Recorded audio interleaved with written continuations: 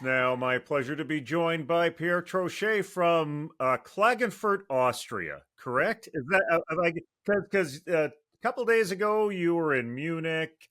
You're originally from France. I got to get an air tag on you to track where you are these days. Hey, hi Jim. Good morning, good evening, everyone watching the show. Thanks for having me.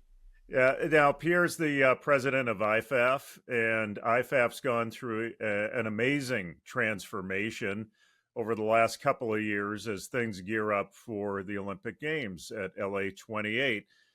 What sort of transformational processes had to go on at IFAF to prepare for piloting the Olympic Games for flag football?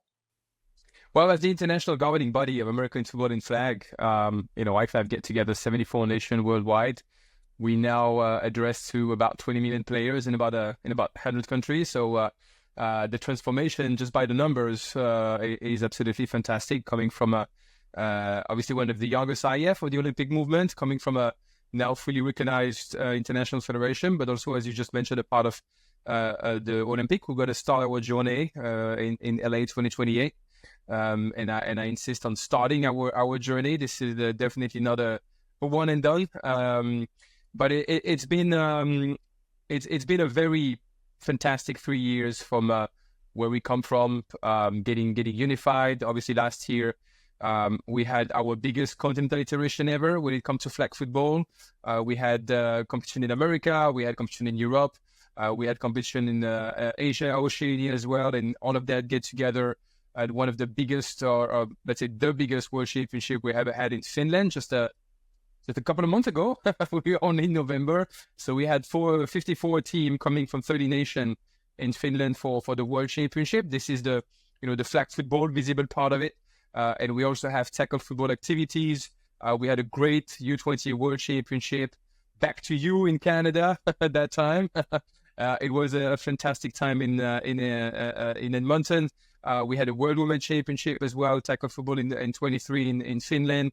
We have regular continental activity in Europe, and we're building right now in America. So IFAF is managing all of that in terms of delivery, but mostly also in terms of governance, linked with the Olympic movement, the National Olympic Committees, anti-doping, rule of the game, training and education, safeguarding, and I can go on like this for a while. It's a busy job to be an international governing body. Yeah, in some ways, it's almost been like speed dating for this organization. You got a very short time to put a whole lot of stuff together and get your message out. Do you find it energizing, exhausting, or both to be at the helm of an organization that needs to do so much in so short of time? When I was having discussions with folks in Football Canada, they say, well, the Olympics are 4 years away. No, the Olympics started yesterday for that organization. Yes. So I think people can only imagine the amount of work and alignment that needs to occur in the run-up to an Olympic Games for a relatively young international federation. Yeah, as you just mentioned, I think the game started actually yesterday for 2028. We're just on the corner of Paris. Which was a fantastic moment for the entire Olympic movement. And that's in terms of summer sports, as long as the previous edition is over, then the entire focus switch on LA. Like we're going to start to have, more regular conversation, coordination about our qualification pathway as well, which is now waiting to be known to get the best teams of the world to this Olympic competition.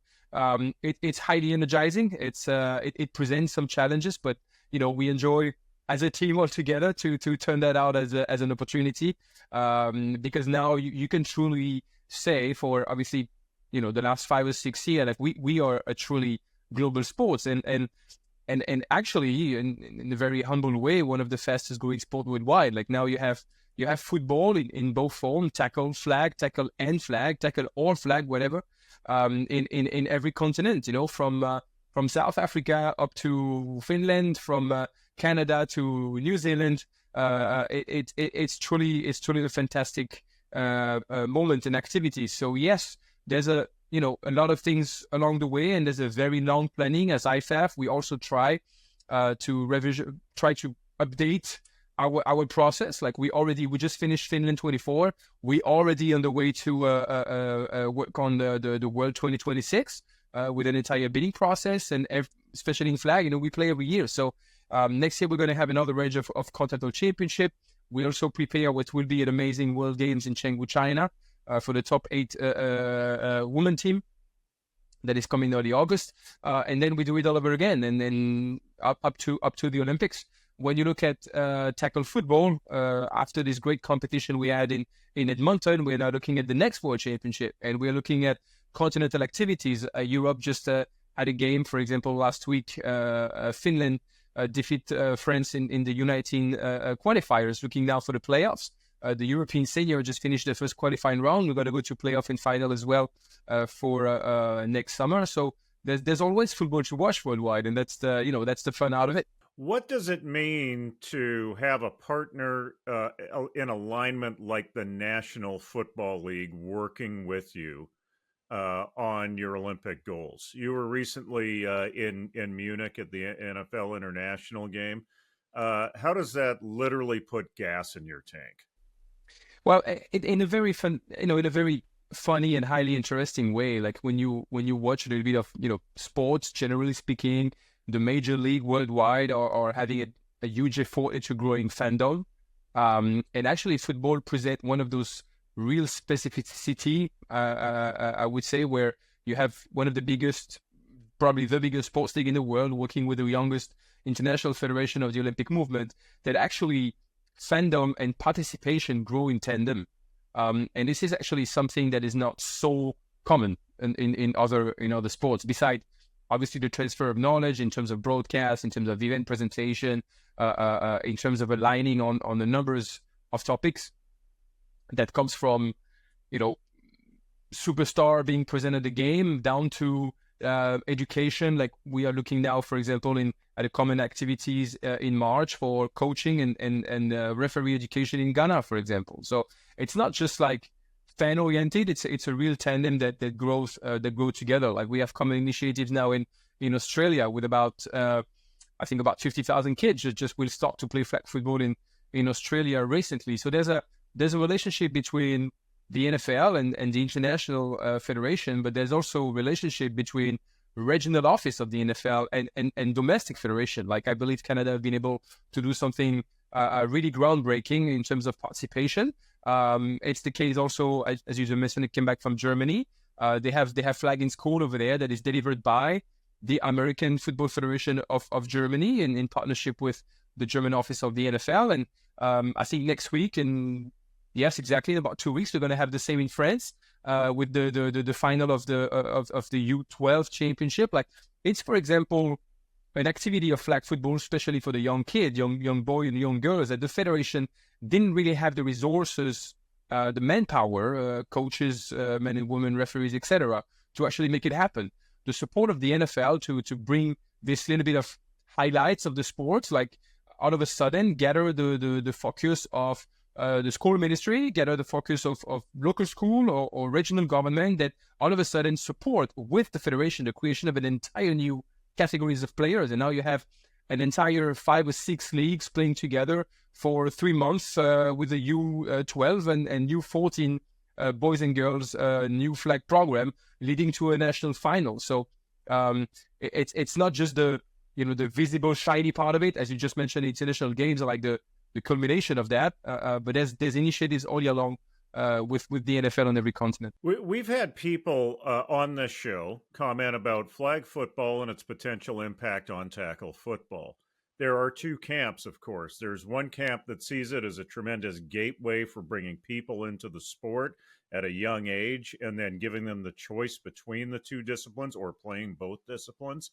But there are some other individuals that think, hey, you know what, that's going to take energy away from tackle football. What do you say to them? Well, I think we can do both. There's no limitation in that.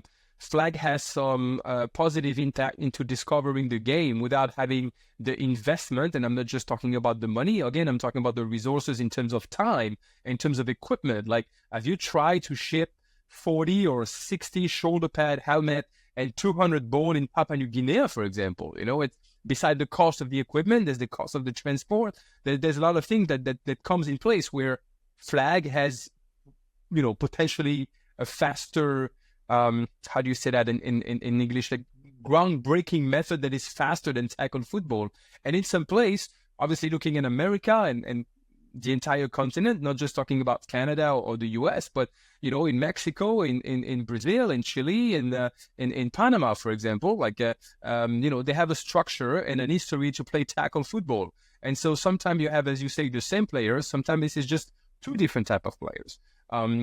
You can play flag football potentially 10 months a year, right? Playing tackle football, as we both know, can be more restrictive in terms of how many time you need to prepare to actually play the game. So there's a taste for everybody. It's not just specific tackle or flag. It's not one of them is elite or not elite, or this. It's a pathway for all. And my last point is also regarding the young girls that want to play football in some countries. Obviously, country in development, even though in Europe, I know in Canada you have a brilliant woman pathway for tackle football. But if you look at some other country, like, for example, Italy or in Africa or Australia, like women tackle football is still a very developed program in development. And flag comes with an answer where you can play with smaller numbers of players, you can play more often, and you keep growing. And I think there's also a matter for the kids. When they watch football on TV and they want to be a great superstar and they see the clips on Instagram and all social media, well, little boy, little girl, grab your ball and go to your friend in the park and just throw the ball. And it's some form of football. Doesn't matter if it's flag or tackle. Where does your enthusiasm for this sport come from? Like, what is your background in the sport for people that don't know? How did you end up becoming the lead of an international federation at the tender age of being under 40 in a world full of older suits, shall we say? How did you get here, Pierre? It depends how long is your show, Jim. Then I can make a short story or a very long one, right? No, it's just like, I mean, the short part is that I come from a city called Châteauroux in France, which was after World War II a NATO base, and actually the only one with a working landing track that was big enough for cargo aircraft and troops moving around from the US and all over Europe. And so this entire town, which is about 100,000 people right now, but was basically built around the army, and therefore the city kind of grew up in the 50s with a certain American lifestyle, like going to a burger joint, etc., etc. My parents, especially my father, come from that ground. Never played the ball, right? Never ever played football, but I've seen it as a kid. I've seen it hanging around with one of those buckle of the Kansas City Chiefs or high school rings, champions high school ring, even though we never played. And I just get to grow up in that. And in 1992, my first love was basketball. So I wanted to watch the dream team and obviously Michael Jordan arriving in Barcelona, etc. And funny enough, I was obviously a big kid, played offensive lineman myself. My father was like, you should actually invest in football because by the time you grew up, you could be in the Olympics. And funny enough that now, back in 2024, when I talked to my father, I'm like, well, I'm working on it.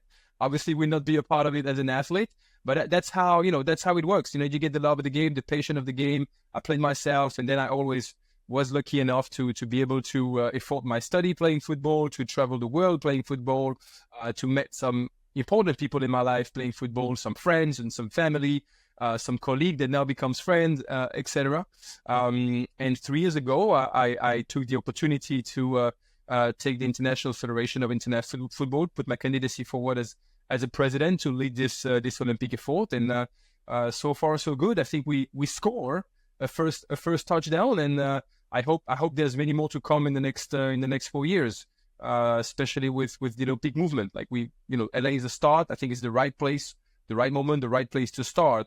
But we shared a strong commitment with the NFL to stay in the Olympic game. So whenever time will be appropriate, we will look toward Brisbane definitely. Well, you're up for president again at the upcoming IFAF Congress in December, uncontested. So I expect to see you there for another 4 years. And Yeah, I expect to see and you too. yeah, yeah. Well, me too. I'm really looking forward to this upcoming Congress in Switzerland in December, so we can collectively move forward over these next 4 years and make football and the Olympics a reality. Pierre, thanks very much for your time. Thank you, Jim. Thank you, everybody. And as you said, Lausanne will be the first one in the Olympic Museum, so it's going to be a milestone moment for IFAF and our entire community. It's going to be definitely very important. I'm looking forward as well. Thank you for having me.